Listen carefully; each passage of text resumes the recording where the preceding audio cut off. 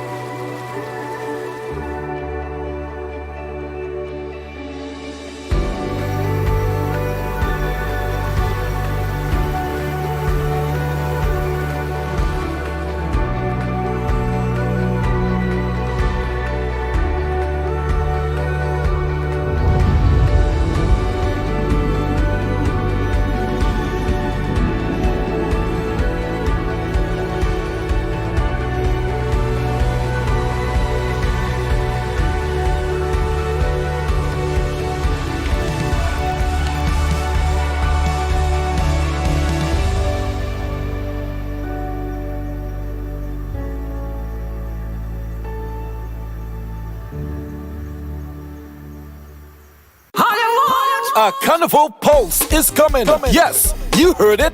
Carnival Pulse, a vibrant live broadcast event that captures the heart and soul of Grenada's Carnival. July 29th to August 9th at the Esplanade and Bruce Street Mall. Stay tuned for more information on Carnival Pulse, a production of MTV and Fusion FM in collaboration with Grenrill Property Corporation Limited. This carnival will be pulsating.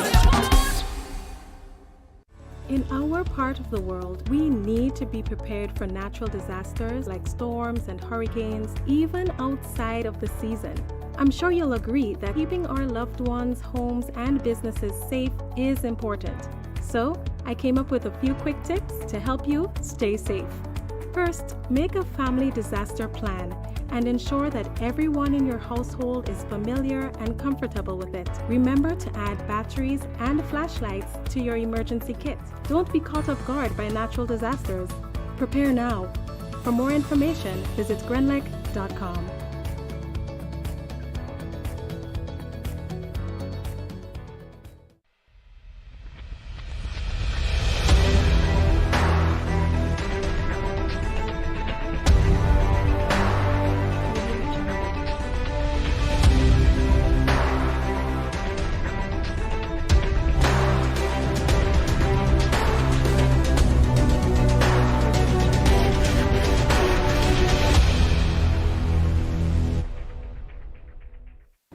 Welcome back, viewers.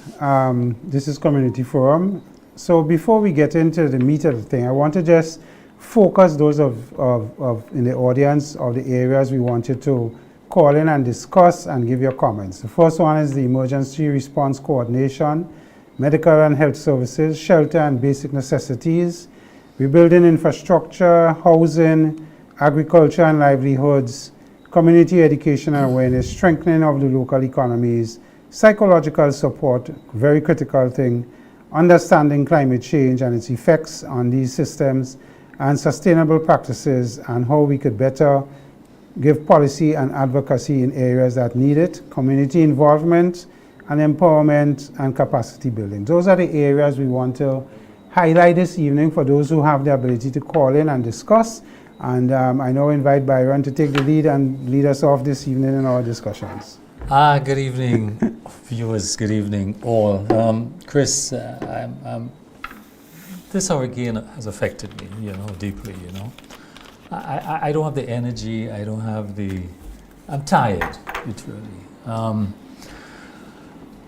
And I could just imagine our colleagues, our friends, our families in Carriacou and Petite Martinique and in the Grenadines. But what? Before we go into that, Chris, the timing of this hurricane, Beryl, is historical. That we have such a strong hurricane in such a timing. Clearly, the increase in temperature, we are rising. It's rising off the scale. The strength. The season, it just started, and already we have this level of devastation, the strength of this hurricane, and there's clearly more to come. The Atlantic is very active. So I worry a bit, do we have the capacity? Well, remember the prediction is 25 systems, 5 of which will be major hurricanes. Yeah. And the very first one we encountered was a major hurricane. But so Chris, it's worrying. Because the first thing I want to go to is who's responsible? Why is this happening? I mean, we must ask that question, and here's the thing, that G20, when we say G20, we mean G20 is the largest economies of the world, the 20 countries that make up these G20. Chris, they are responsible for 80% of global emissions. 80%. So the significant majority of the emissions is theirs, and that's what's contributing to the climate change. That's a fact. The heat, in particular. But the other dimension of it is that 85%, they're responsible for 85% of the global economy, the GDP. So they have the money, they have the resources. So the question is, they have the wealth. And I'm saying this to say that climate justice, they have to pay for this. They have to, when I say pay for this, but one, we need to reduce our emissions. But secondly, they have the resources. Look at COP28. According to Simon Stiegel, and he's of course the executive secretary of the UN Framework Convention on Climate Change. COP28 just completed, and he's saying, look, the resources is not there. He's struggling to find the resources. They're preparing for COP29 later this year, but that's my thing. Who's responsible? We like our brothers and sisters in Carriacou, children in Carriacou, the mothers without a home. They shouldn't be struggling. At least it happened. It's going to continue to happen. But the resources to rebuild and to return their lives, their livelihood in particular, and their lives to normalcy, these resources should be forthwith. We should not have to be struggling and fighting to get some friggin' bottles of water somewhere. We should have the resources. We should have the stockpile from monies that the G20 provides to do this. So I'm upset about this, that this is happening. And the person's responsibility, the country's primarily responsible for this, is like, well, we're good at pledging. Yeah, but the money's not coming. Seeing things materialize. So I just want to address that first. It's not that to say that they're, but in a way they're directly responsible, because we are experiencing climate change. We just came from a drought, prolonged dry season, a drought with a very hot one. So we came from one crisis. It just ended. Last time we were here, we were in a drought, fires and lack of water, or our lake was drying up, our dams were no water, and in a week we have this crisis, devastation. It is something that we need to seriously address, and we have, just to add to what you're saying, we have Jamaica now under the brunt of Beryl, and Jamaica is going to get some serious damage because the ice passing just south of Jamaica. Yeah. And the northern part of Jamaica, which is the tourism areas, is going to get a hit as well. Yeah. So Jamaica is much larger than us, and Jamaica is going to be experiencing Beryl in its fullest grade category 4-5. So, I mean, it is something that as a region, as a CARICOM region, we need to discuss as to how, as you mentioned, how we could quickly react. I know there is disaster insurance that we hold over the OECS, and probably that will be tapped into for monies once the assessment and we get a figure based on the amount of damage per GDP that we're going to be facing, especially for Carriacou, Petit Martinique, and the Grenadines, so that we could start getting some monies in quickly. But I think at the end of the day, your question is so relevant. We face the consequences of these G20 nations creating this climate disaster that we see now, with all the heating up of the place and the acidification of our waters and the damaging of our reefs and sea level rises. It's a long list, and we could go through. But I think this evening, I want to redirect us and talk about, so far, the response of the government leading into when Beryl came, and after and through the storm, the hurricane, and after. What was your thoughts on that? Chris, some argue that it was a bit late. You know, the Prime Minister was out. He was in Barbados, and nothing wrong with that, one could say. No one expected a hurricane of this nature. But once he was here on island, I'm impressed with the information provided, the frequency of the press conference with NAGMA, the information that was given. I think it was clear. I think it was dated. It was relevant. And so I'm impressed with that. I truly believe that NAGMA so far, based on the information received, based on the frequency up to a couple hours ago, there's another press conference, as you mentioned earlier, later with the PM, and we'll take a break on that. I'm sure there's important information there. The way they handled the state of emergency, the information provided thereafter, at least what is the do's and don'ts about it. And that led to the compliance of the society, the population in general. I heard of although he did mention that on his way somewhere he saw people jollying, having a good time, but you'd always find. But basically, Chris, I thought that the information, the frequency, the relevant information was adequate. I thought. Yeah, I would 100% support what you're saying. I thought the Prime Minister and his team at NAGMA did an excellent job, because he is the minister responsible for natural disasters and so on. So I thought he did an excellent job in being present, leading the things, and giving the necessary information. I believe that his response also to the immediate effects after, and getting an aircraft to go up to Carriacou and Petit Martinique to examine on his own the extent of the devastation, and meeting with the people hands-on to let them know that, you know, we're here and we're going to provide support as best as he can. I think he did it for Sautez and the north part of the island as well. So I think he's very much on the ground and understands one-on-one what the situation is. We didn't have that in Ivan. Ivan was quite different, and our Prime Minister at the time was not on island, as we know. So, I mean, I think this Prime Minister have done a good job to reassure and to let people know, those who are in real peril now. We had, I think, 3 deaths, I believe. One in Montmorris. No, the death, someone from Montmorris, but the accident, the tree which fell on the house happened in River Road. The person was resident in River Road. A young man, unfortunately. Chris, so it's 1 or 2 deaths, I believe. One in Grenada we hear about, and 2 in Carriacou. 2 in Carriacou. It is 3 we officially that we've been. So and we sympathize with the families of these persons. And 3 is a lot, even though 3 is a lot. You know? Absolutely, man. Absolutely. So I want to give high commendation marks to the government on the way they handled the matter prior to, during, and after.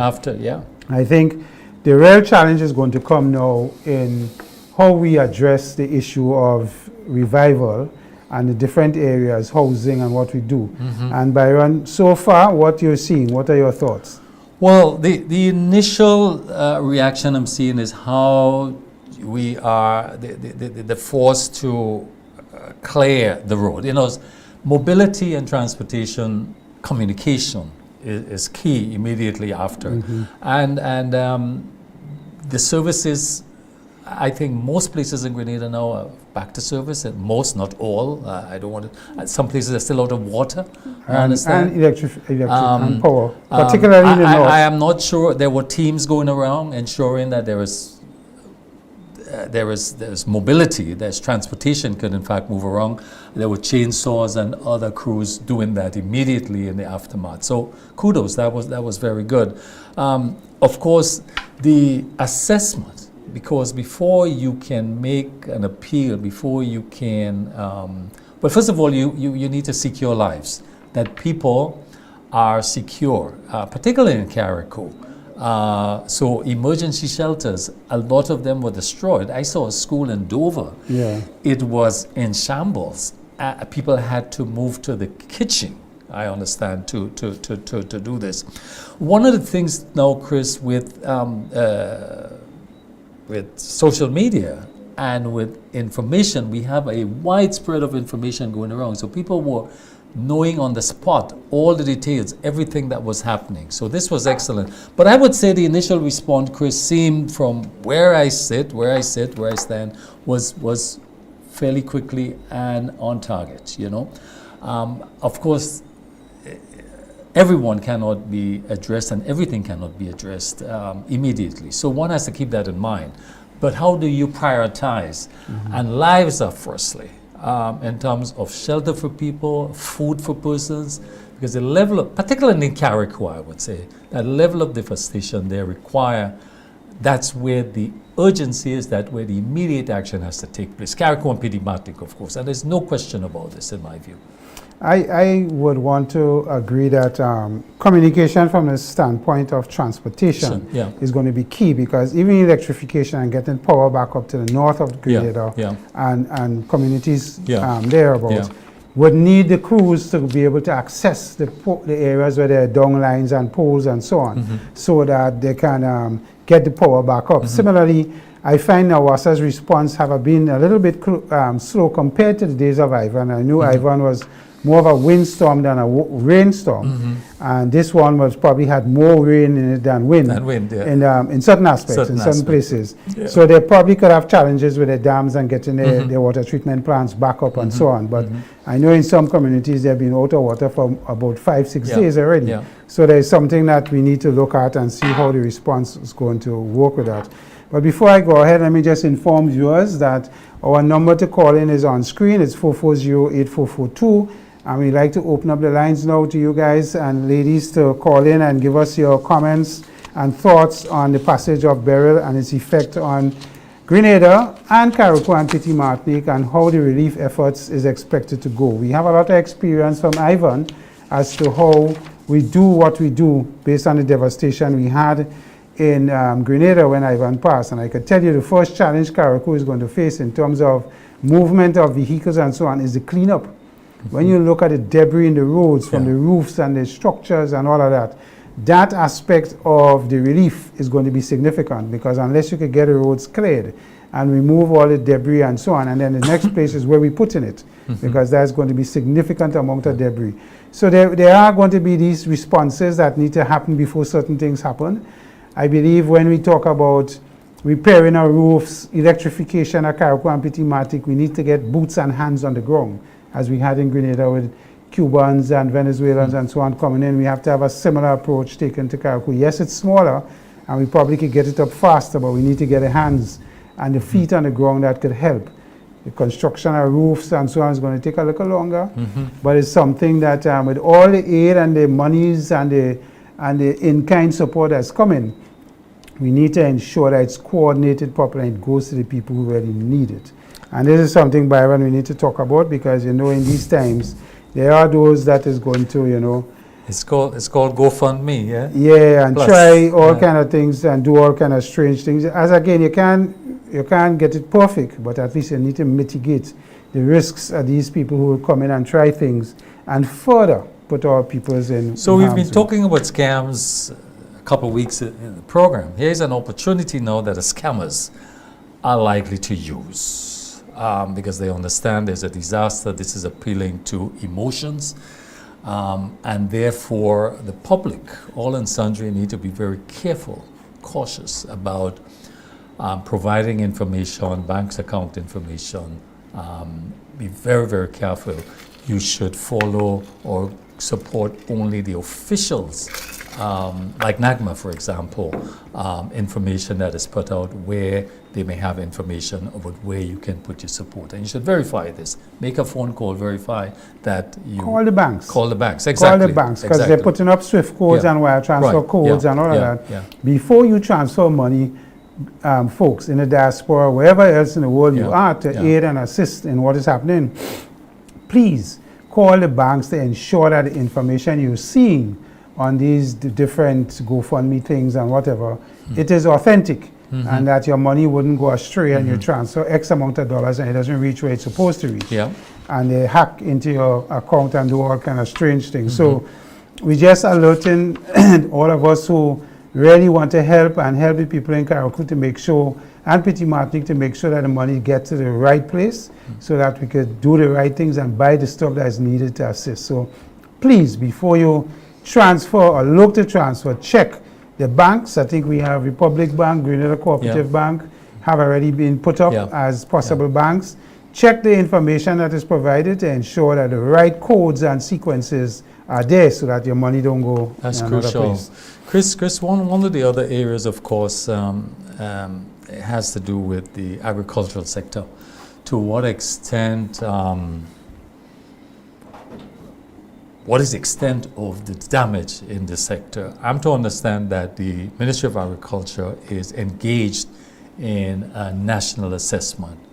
But preliminary, I can say that because the northern part of the island is the main agricultural belt primarily for our tree crops, cocoa and nutmeg in particular, and other crops, and I'm talking here about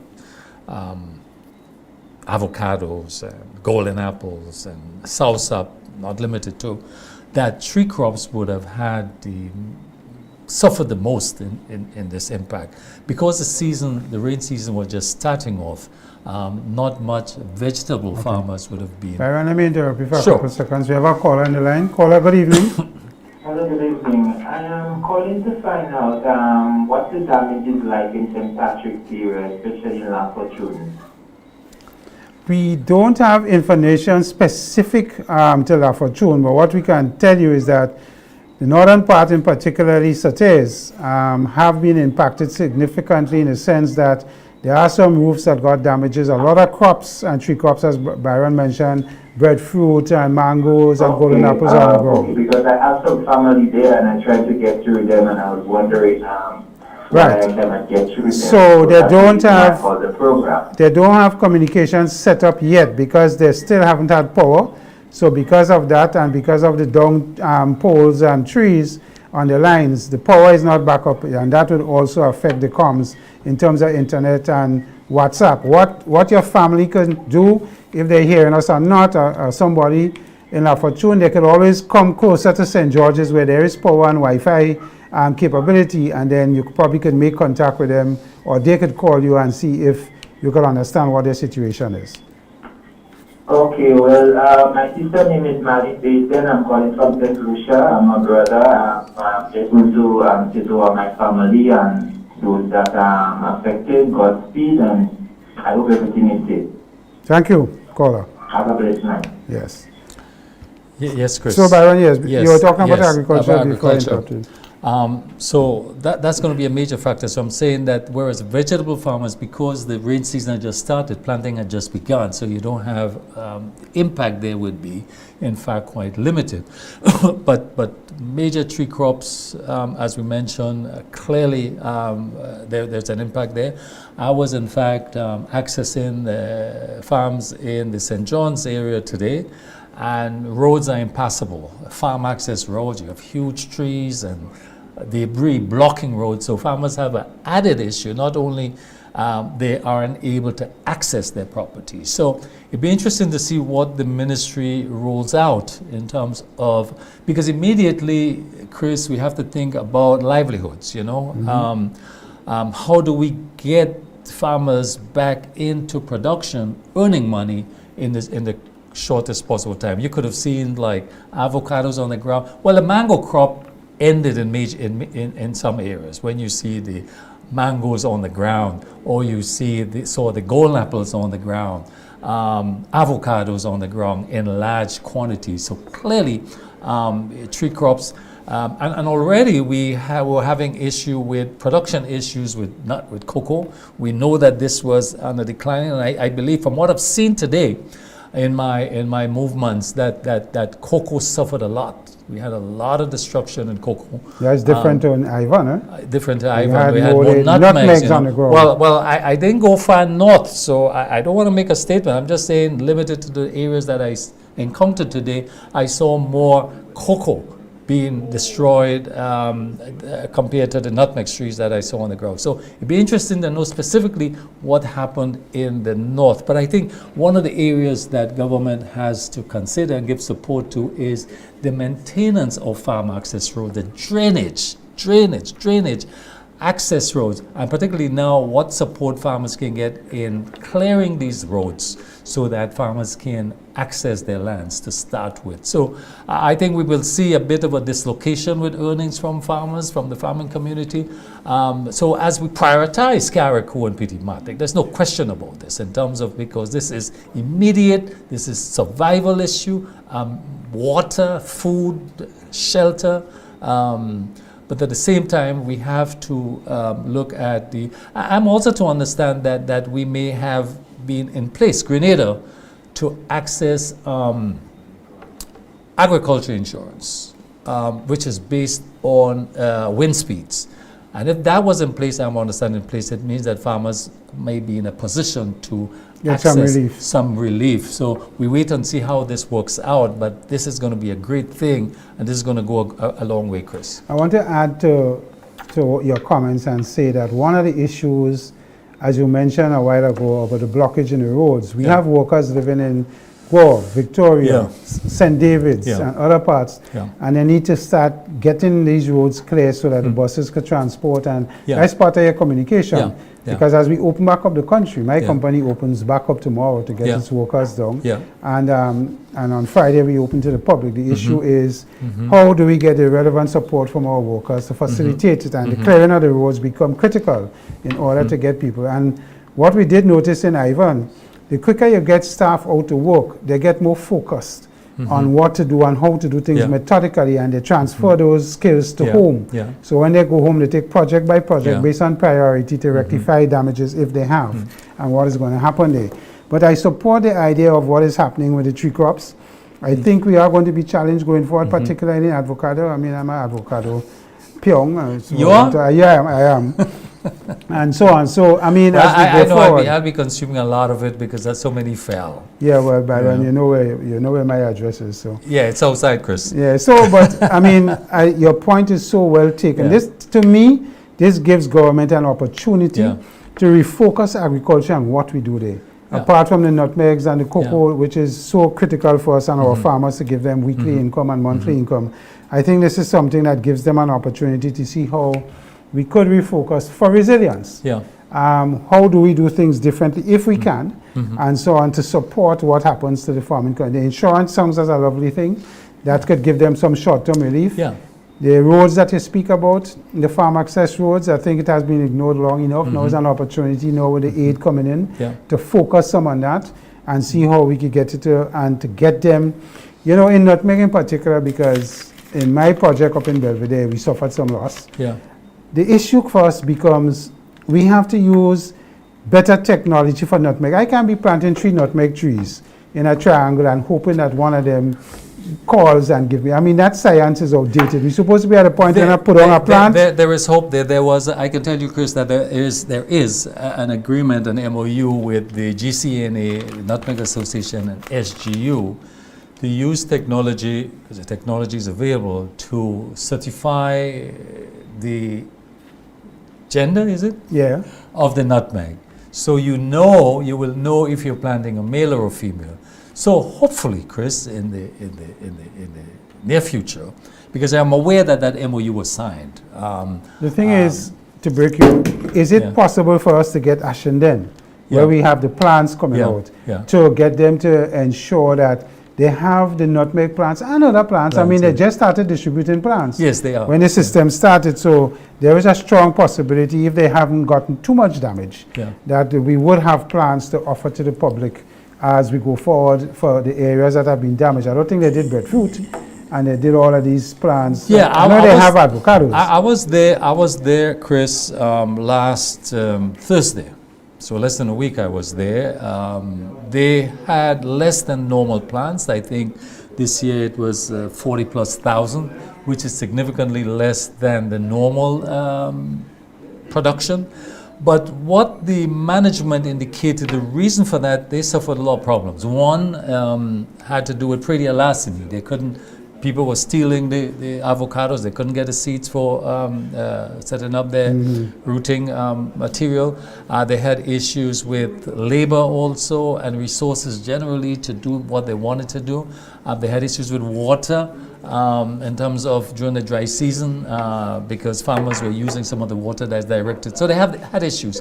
Notwithstanding, the distribution did start last week, and several farmers were there collecting the plants. So, Byron, here is an opportunity for the government to put some focus there, because Carriacou, in terms of the vegetation, has been shattered. All the trees have been lost in great effect, all the leaves. Here is an opportunity to, I know they spoke about new species of mangoes. Yes.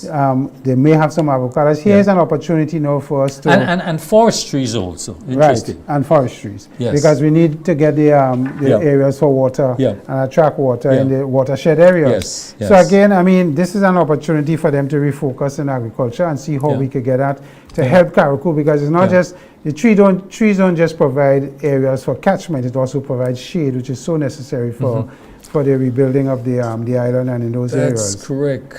So that is something I think. Water is not, I know Carriacou and Petit Martinique have desalination plants from Nawassa.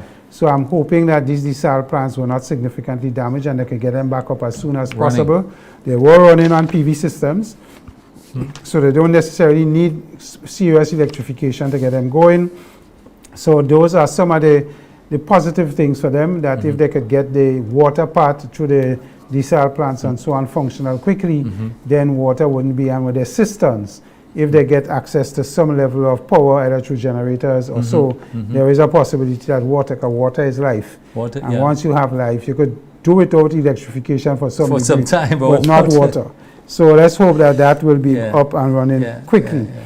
But Byron, from where you sit and the amount of donations you see coming in, what are your thoughts so far? Because I mean, there are a lot of people who take in their personal boats, bringing up water, bringing up foodstuff. What is your take on the response by Grenadians and even Trinidad and the countries around us and so forth?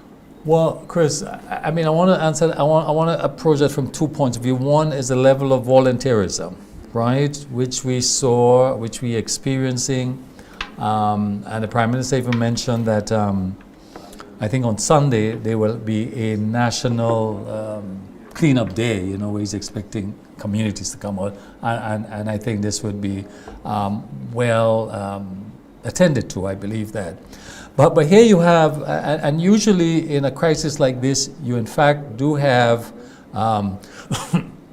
lots of interest in wanting to help. People want to donate. People want to, but should be careful about this. How do you coordinate this? How do you ensure that the right material or gets to the right people, so to speak, you know? Because a person might be, and we saw that in Ivan. We have the experience of that. People who needed help, people who needed the tarpaulins, didn't get it. You saw hoarding. You saw, how do you avoid that and to ensure that the distribution is equitable, it's fair, and those that really needs it gets it.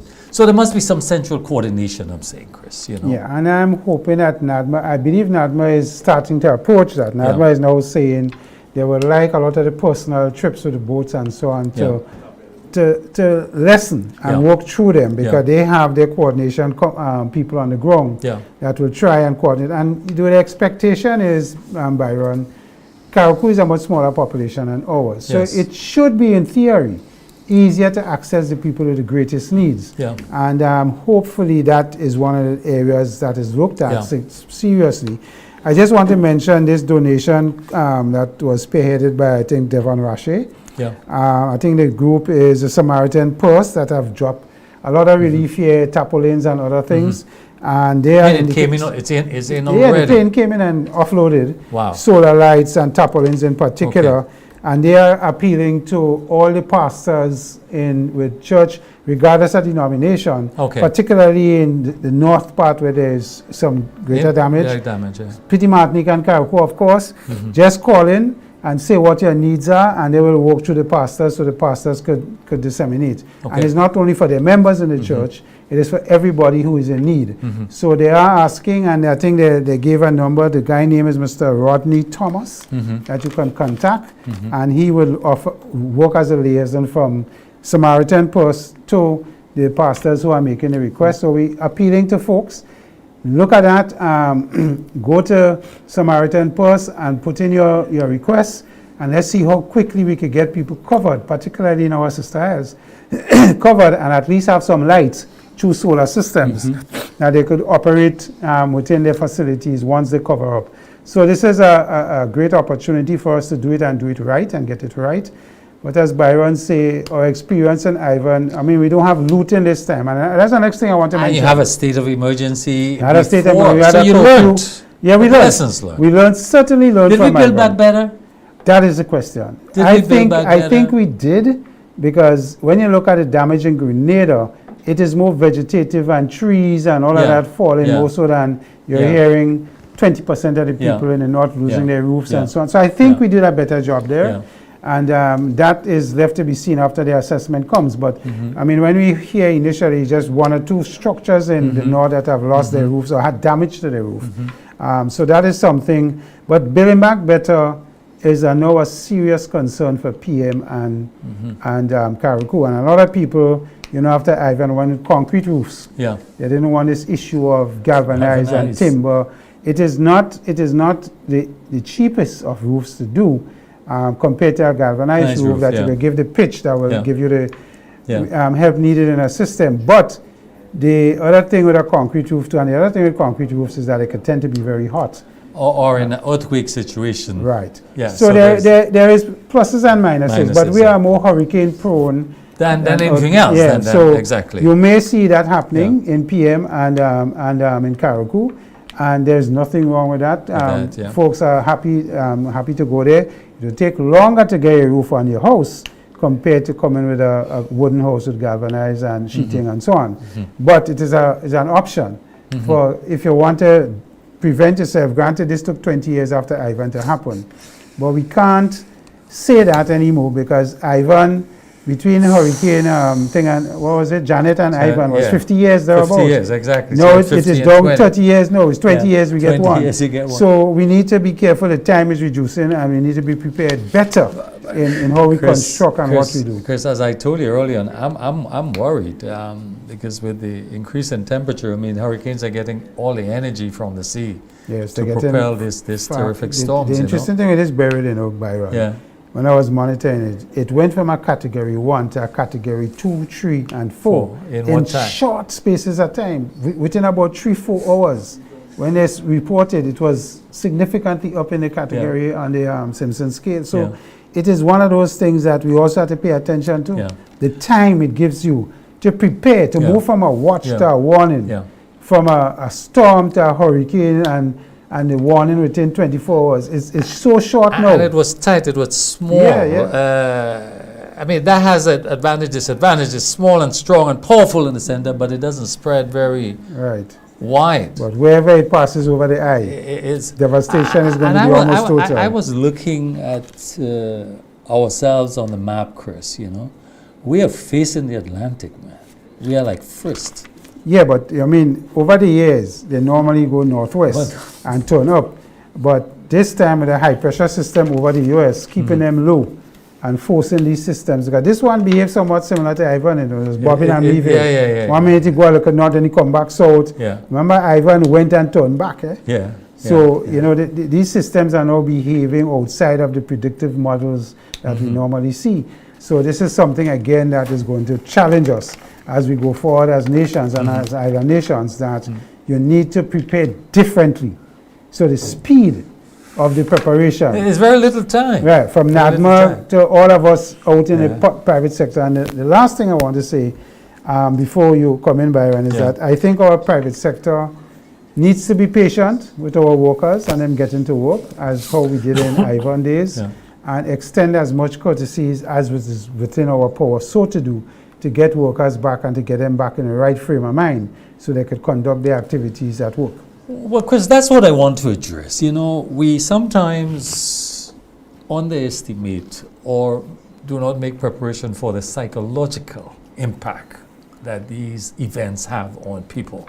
And I feel it in myself. I could remember Ivan, you know, I'd evacuate the house because the entire roof flew away, you know.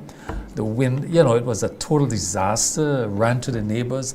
When I looked at the house in the morning, my wife and I mean, Dramatic. It was dramatic. I One couldn't word. face it. I said, that's the end. Yeah.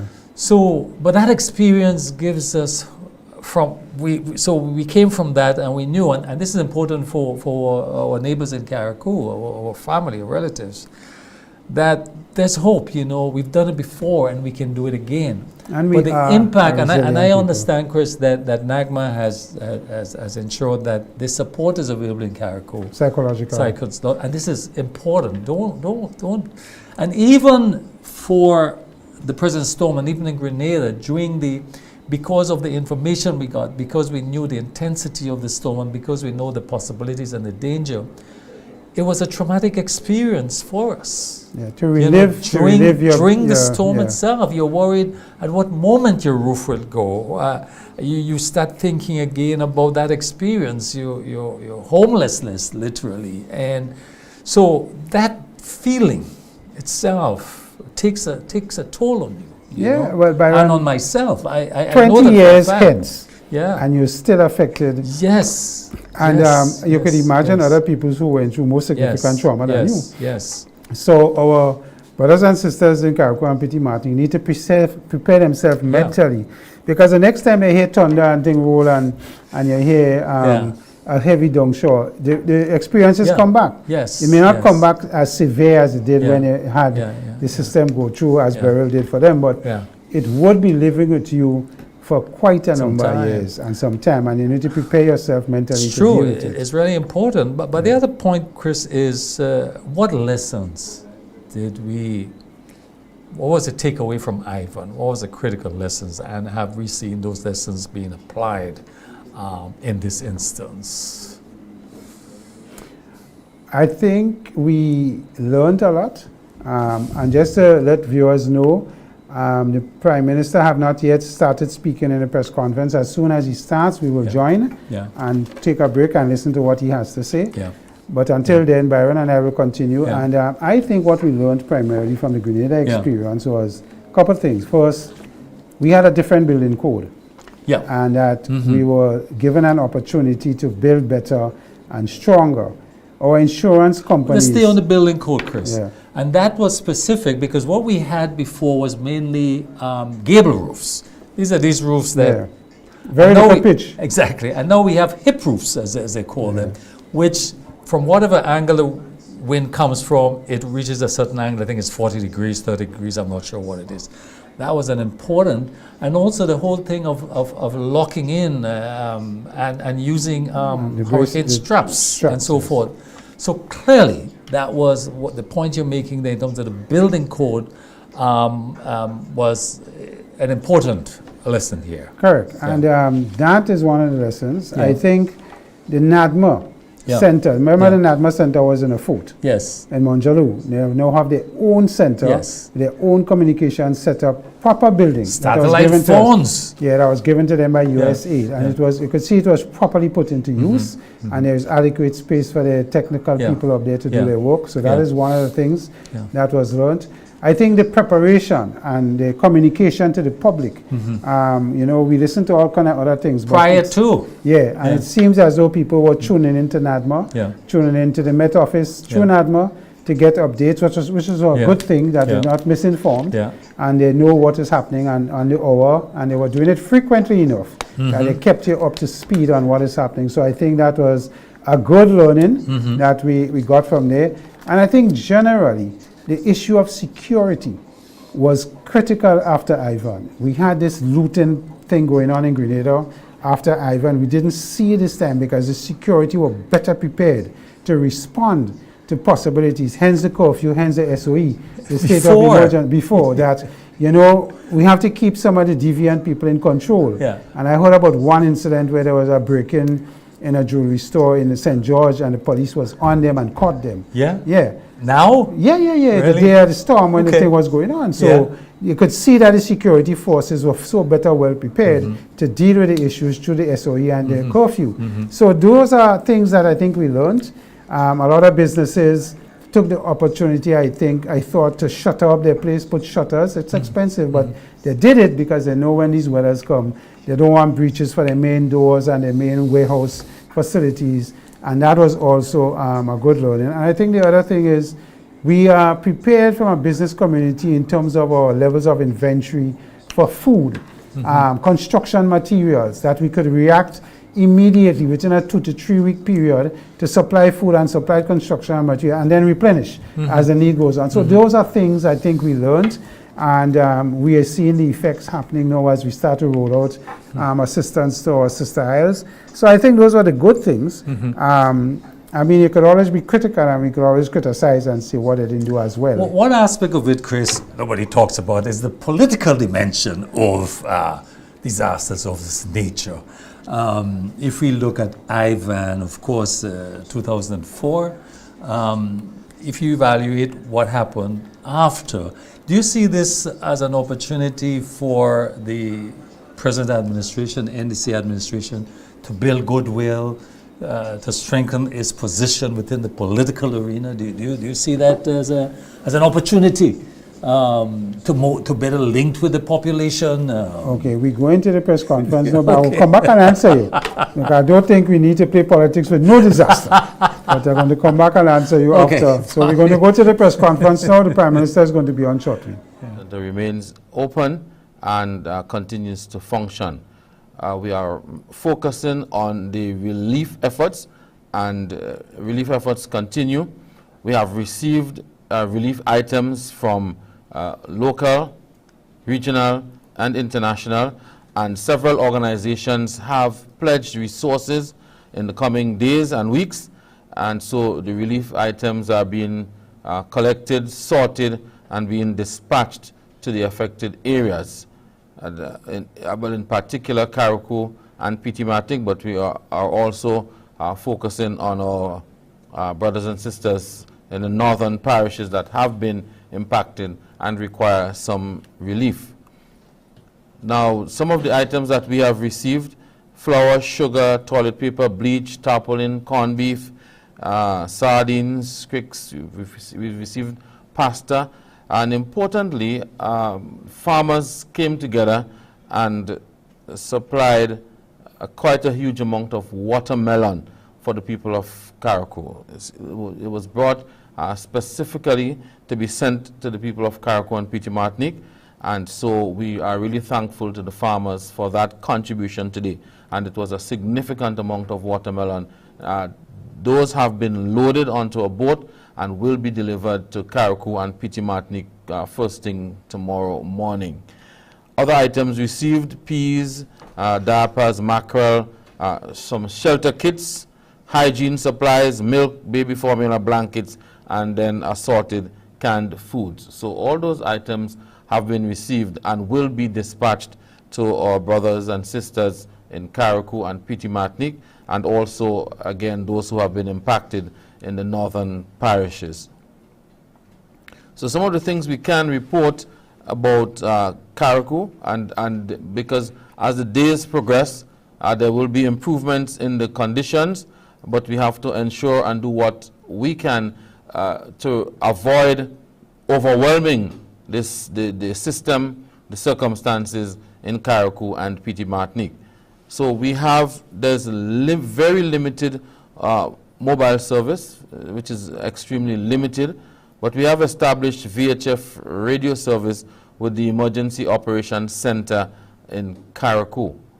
Okay, so that's good news. The Ministry of Health today confirmed 2 deaths in Carriacou and 1 in Grenada as a result of the passage of Hurricane Beryl. So we extend condolences to the families, friends, and loved ones of those who lost their lives. But no death was recorded in Petite Martinique. To update that the airport at Carriacou, well, the airport and seaport in Grenada are open. Airport in Carriacou is accessible, and it is accommodating flights, but emergency relief flights. The seaport is also accessible and is accepting vessels for emergency relief. A 3-member team was dispatched to Carriacou today to provide psychosocial support. They will be stationed at the Emergency Operations Center, and we will also try to get that team over to Petite Martinique to start the process of preparing psychosocial support. And also 2 other members will be dispatched to Carriacou tomorrow, again for a couple of days, to provide some initial psychosocial support. We understand that we will definitely need a structured program of providing psychosocial support to the residents of Carriacou and Petite Martinique who have been significantly impacted by this hurricane. And finally here, 13 emergency shelters remain activated, open, and there are 383 persons in these 13 shelters, which are in the northern parishes. So we continue to provide for the shelteries, and like was announced earlier, tomorrow morning we will continue our distribution of supplies to these shelters that remain open. So the National Disaster Management Agency continues to monitor this situation as it unfolds and provide the services that are necessary. The Caribbean Disaster Emergency Management Agency will dispatch 2 persons to provide operational support tomorrow, and an additional rapid needs assessment team to compile a detailed report of the damage. And we would continue to work with CDMA to ensure that we address this situation and be able to access the resources that are necessary so that we can recover from this disaster. Thank you very much. Thank you, Dr. Walters, and thank you for your updates. And I just want to also say thanks to the Rotary Club, the Grenada Cadet Corps, and the Girl Guides Association who came out today to help with packaging of the supplies for the shelters. We now want to hear from our Prime Minister, the Honorable Deacon Mitchell. Sir, take it away. Thank you, Press Secretary, and pleasant good night to the citizens of Grenada, Carriacou, and Petite Martinique. We continue to provide you with updates on the aftermath of Hurricane Beryl. I will start by providing an update in relation to electricity restoration activities by GrenLec. A slide showing the state of the restoration process should be available for showing on your screen. And once it's up, I will walk us through what the slides are saying. Right, so this is as of today's date. It's an overview provided by GrenLec. It starts by parish in the first column, total number of customers per parish in the second column, the number of customers who are currently offline in terms of absolute numbers and the percentage that it reflects. This is only for Grenada. The state of Carriacou and Petite Martinique remains the same as yesterday and as Monday and Sunday since the terrible onslaught of Hurricane Beryl. So if you look at the first row, St. George, you will see that total customers pre-Hurricane Beryl, 28,100. The total number of customers who are now offline, that is customers who are yet to have their power restored, is only 794 customers. And so you have a 2.83% left to be reconnected. So in the parish of St. George, we almost have total reconnection of all of the customers. There may be instances where the customers' homes themselves are damaged or would have been lost in its entirety. And so it's unlikely that we will have any significant improvement in that 2.83% to remain offline. In the case of St. David, there are 6,891 total customers. We still have 1,900 customers who are offline, and that represents about 27.5% of customers who are yet to have energy restored. In St. Mark, there are 2,149 customers in total. 621 are still without power, and so they're offline, and that represents about 28 to 29% of the total number of customers without power. St. Andrew, 12,446 total customers. Customers who are offline, 5,671, and that represents about 28.9% of total customers who are yet to have power. Sorry, let me take that over again. St. Andrew, 12,446 total customers. The number of customers offline is 5,671, and that represents about 45.56%. So a little under half of the total number of customers in St. Andrew are without power at this time. St. Patrick is the parish that is lagging significantly behind. Of the 5,082 total customers, 5,043 are still offline. It represents almost 99% of the customers are still offline. And St. Andrew and St. Patrick are the two parishes that are most badly affected, followed by St. John, which has 4,524 customers in total, and we still have 1,278 customers offline, or roughly 30% of the customers.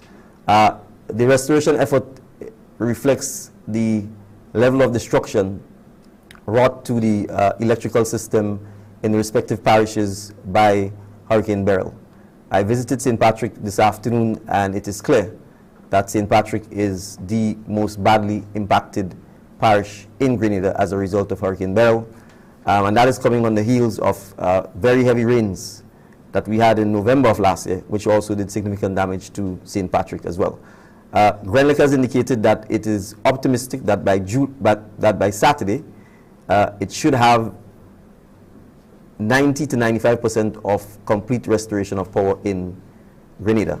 I want to take the opportunity to commend the team at GrenLec for the alacrity with which they've been acting in restoring power and electricity throughout the island.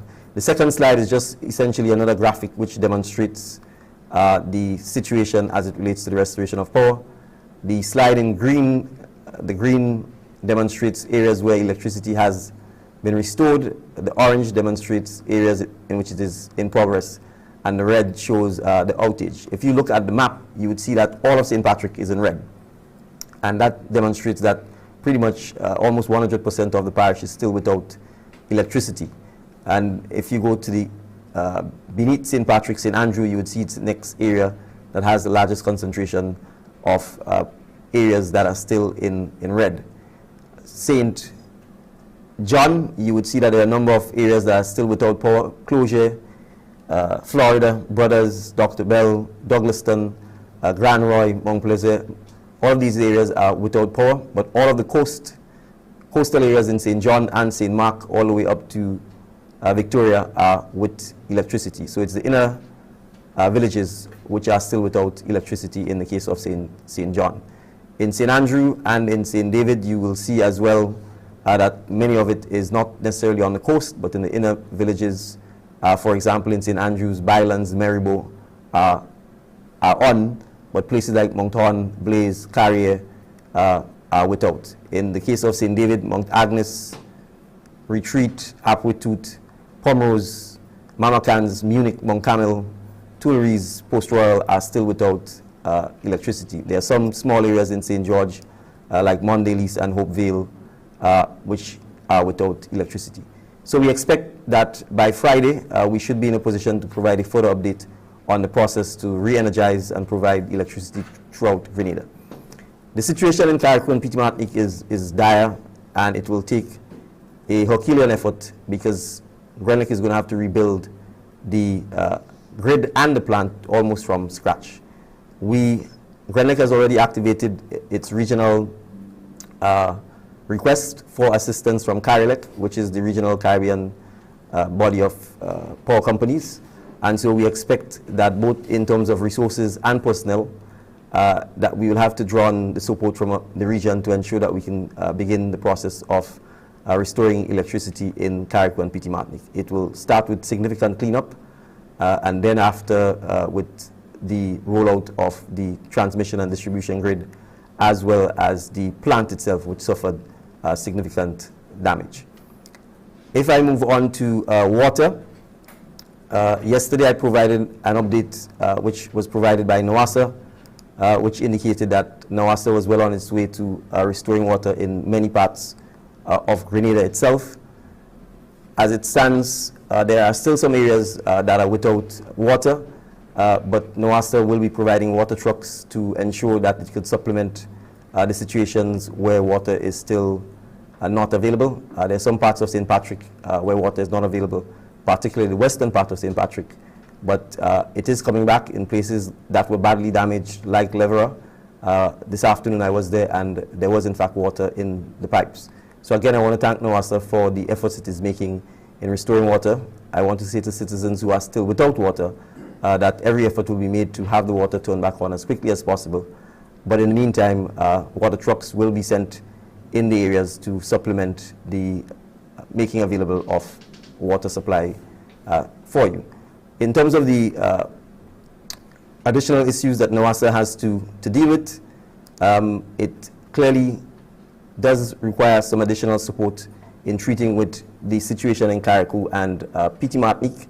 Like almost every other state department or statutory body, the communication between Grenada and Carriacou has been difficult, and that's the same for NOASA. Currently, the acting manager of production and quality is in Carriacou, and he will be meeting with staff there. NOASA staff, like all staff of various government institutions, were badly impacted, and so food items, PPPs and care packages are being provided to NOASA staff there. And NOASA will also be coordinating counseling for employees in Carriacou and Petite Martinique. So we expect regionally, NOASA will get support via an engineer from the Caribbean Development Bank. It has also made some requests through ISRA aid for support. This will come through NADMA, and it has already also identified what are the emergency requirements relevant to the water sector in Grenada, and that will be shared as well with NADMA so that the necessary support can be obtained from sister water companies within the region. But water restoration in general is also well on its way, and we anticipate that by the end of the week, certainly in Grenada, that there ought to be a significant improvement, and for the most part, water restored to most of the country. That's it in relation to water.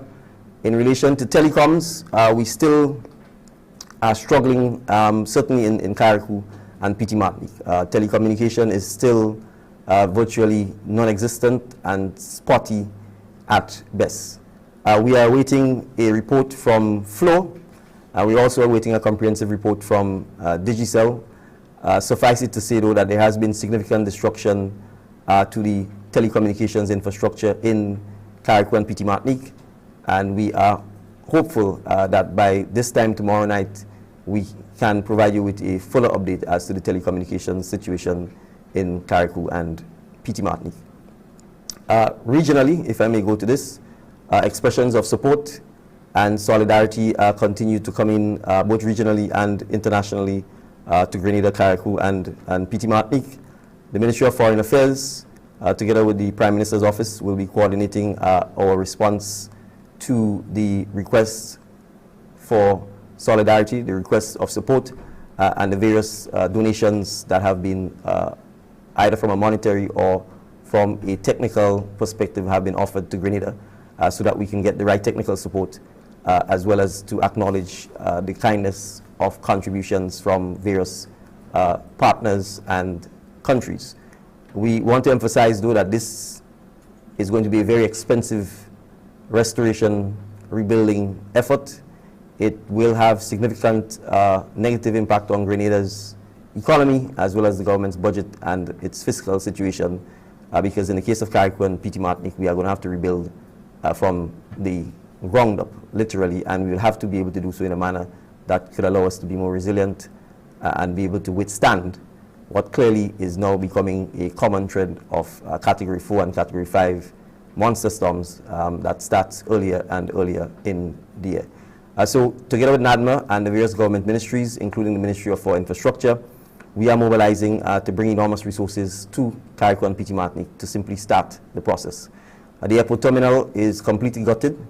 Priority one will be to ensure that we can put a temporary roof on the terminal, so we can begin to ensure that the airport can function not just currently as a sort of evacuation site or a site for the delivery of relief, but as an actual airport. The telecommunication system at the airport is currently down, so any aircraft flying into Carriacou is doing so without communicating with the tower, and obviously it is relying on the pilot's experience and skill. We want to obviously in the next several weeks be able to address this and have the telecommunication system back up, so that there could be guidance from the airport authorities itself. We are also going to be focusing on major state infrastructure, such as the police station, to make sure that we can provide temporary roofing so that police officers can work and provide the safety and security for Carriacou. We'll be focusing on the hospital and the healthcare services. We'll also be focusing on the large schools, which are either damaged, so that we can at least put temporary roofs over, because we suspect housing will be a major challenge in Carriacou, and we may have to have shelters that are open for a prolonged period of time while we address the housing situation there. So any large building, such as a school, a church, we are likely to give emphasis to this in the first instance, simply to allow people to have some kind of accommodation. And obviously, if we are going to be bringing people up to provide relief and support, even if they're construction workers, they need to find a place to stay temporarily while they're there. So I want to ask the population to bear with us. If you see that we are repairing schools or churches or the police station, first it is really to ensure that we can actually help you to have a place, because we have to bear in mind we are only now at the start of the hurricane season. And so we need to put ourselves in a position that if further storms or hurricanes come, that we're actually able to withstand it until the end of the year. Tarpaulin distribution is going to become a major issue for those homes that are still partly standing, because we want to obviously minimize the risk to people from the elements, both the sun and the rain. Normally after a hurricane it can be exceedingly hot, and we experienced that already yesterday in Carriacou, and then you still have the rains to deal with. So we'll be focusing on tarpaulin distribution as well. Given the complete destruction of the electricity grid, the need for generators, both at a domestic level and at a more commercial level, is great. We are hoping that once electricity is restored by the weekend, particularly in St. John, St. Mark, St. Andrew, and St. Patrick, that we will move all of the generators that we have in those areas to Carriacou and provide additional support to our brothers and sisters there, so that they can at least have some basic energy to do things like charge their mobile phones and get a cold drink or produce ice, etc. So that's part of the emphasis that we'll be focusing on in the coming week. And we're also going to have temporary construction workers that are going to have to go to Carriacou to help us with the erection of temporary roofs and with some of the minor repair work that is required to at least make some of the facilities that survived more functional. So a comprehensive disaster recovery plan will be worked on in conjunction with the Ministry of Carriacou and PT Martinique Affairs. As you can imagine, Minister Andrews, I have not yet spoken to him. except once since the disasters happened. And he too has suffered tremendous loss like other members of the Ministry of Carriacou and PT Martinique Affairs. But notwithstanding the challenge, they are soldiering on and they are doing everything they can to support their brothers and sisters in Carriacou and PT Martinique. So I want to take the opportunity to commend them for the tremendous work that they are doing. And as you heard from the police, there are no concerns about safety, security, or any impending threats. And I think that is partly due to the fact that notwithstanding the challenge facing the Ministry of Carriacou and PT Martinique Affairs, they are providing excellent leadership to the citizens of Carriacou and PT Martinique, and I want to commend them for that. So that's it for tonight. We will provide further updates tomorrow and in the coming days as we continue to pick up the pieces, as I've said to people, galvanized by galvanized, window by window, block by block, plywood by plywood. We have no choice but to rebuild this beautiful land of us holding each other's hands. I want to assure those who are impacted by the storm who may not yet have seen any government officials or any NADMO officials that we are on our way to you. You are not forgotten, but as you can well imagine, it is a mammoth task. And I want to thank the volunteers as well who've helped and chipped in any way they can to try and help their brothers and sisters and the team here at NADMA in responding to this cataclysmic event. Thank you very much and have a good night. Thank you. So we're back. And that was the Prime Minister giving us an update on the status of Grenada, particularly the North, and of course Carriacou and PT Martinique. We want to thank the Prime Minister and his team for that important information given out to all of us. And I think GrenLec is going to be doing a super job if they could get Grenada back to 95% fully powered by this weekend. So we commend all the workers in GrenLec and who are making the efforts. And of course now is the communication side of it that needs to get worked on. So Byron, we're going to wrap up here. Yeah, one thing I want to correct. Earlier on, Chris, I said that the National Cleanup Day is Sunday, but I was informed that it's actually Saturday. Okay. So I just want to clarify this information. Those of us who could get to Carriacou to help with the cleanup, Carriacou is in a bad way. So if you can, please go up and give them this assistance they need to clean up. The quicker we clean up the roads and the other aspects and the side roads, is the quicker we get relief into the people, our brothers and sisters in Carriacou and PT Martinique. So Byron, we're going to end there. I want to thank our viewers and listeners, wherever you are on the platform, whether it was on Facebook or just listening to us through your listening device. We thank you for joining us this evening. And we would not get into the political question this evening. We'll take that up another time. So viewers, thank you, and we thank the technical staff who have come out today to work with us this evening to bring the program to you. Have a good evening.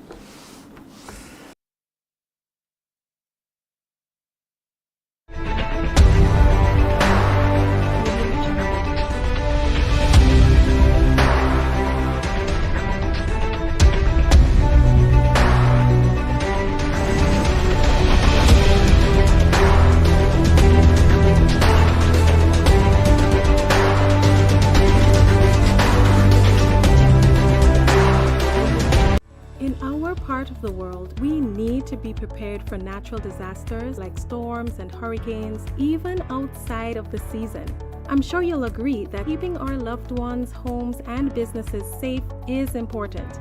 So, I came up with a few quick tips to help you stay safe. Familiarize yourself with your electrical panel, as it may be necessary to switch off the power during a storm or flood. Make sure you install a transfer or isolation switch to prevent your generator feeding electricity to GrenLec's line. If trees are too close to power lines, call GrenLec at 237 for advice. By following these easy steps, you will be well on your way to being hurricane ready. Don't be caught off guard by natural disasters. Prepare now. For more information, visit grenlec.com.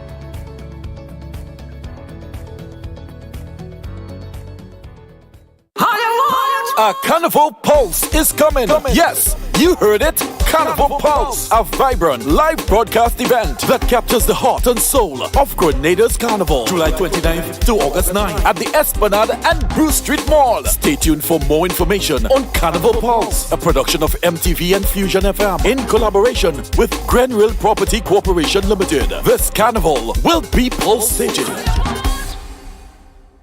Bank on a bright future with Co-op Bank as we celebrate more than 50 years of partnership with Grenadians. Fund your summer plans with a new Visa credit card and get 5,000 bonus reward points on approval. Or you can get discounted interest rates with financing of up to $50,000 unsecured. With Co-op Bank, you have a future you can bank on. Apply today. Special terms and conditions apply.